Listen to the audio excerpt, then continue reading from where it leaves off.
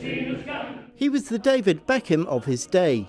Harry Clasper became famous in the 1840s as a world championship rower, and back in its day was a sport as popular as football.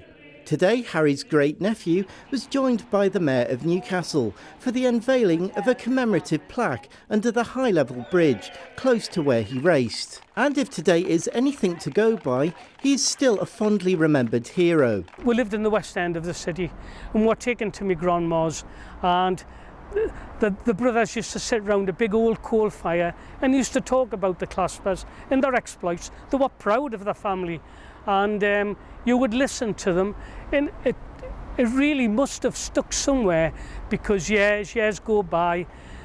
I went to an aunt's and I found an old magazine that Wickham Council had put together, and it had an article in it called The Immortal Claspers, and I picked it up and I started reading. This was in the mid to late 70s. Harry, canny lad Harry. Harry's the king of the Thames and the Thames. David has dedicated his time to writing and preserving Harry Clasper's life, and it's a life that has been resurrected in the play Hadaway Harry. This play has taken me on such an incredible journey, from not really knowing who Harry Clasper was, apart from the fact that he was a rower. We did the initial tour in 2015 to great acclaim, and then to take the show on to London and then be at the Theatre Royal this weekend and have the plaque unveiling today to commemorate his life and achievements is just it's just incredible, and it means an awful lot to me. I feel quite close to him now in a strange way. You know, I've stood in his shoes. I've stood in his shoes for the past couple of years, and yeah, just to be here doing this is just incredible.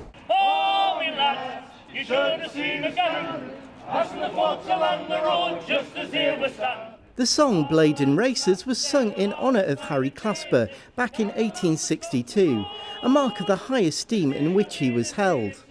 The likes of David Beckham and other great footballers, the football was made for them, they came, the goalposts were made for them, everything was there.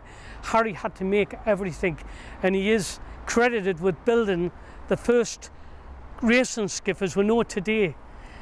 He built the first keelless boat, and when he took it down to the Thames in 1845, they laughed, they scoffed at him.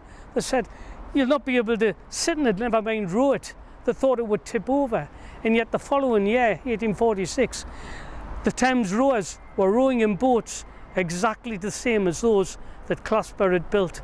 And when he died in 1870, 130,000 people lined the streets of Newcastle and Gateshead in his honour as his funeral procession made its way to Wickham. I think because he was just an ordinary man of the people, I think he would feel humbled to see the people that turned out today, the fact that we've got that beautiful plaque on the piles of the high level, which is where I always wanted it, the scene of where he raced.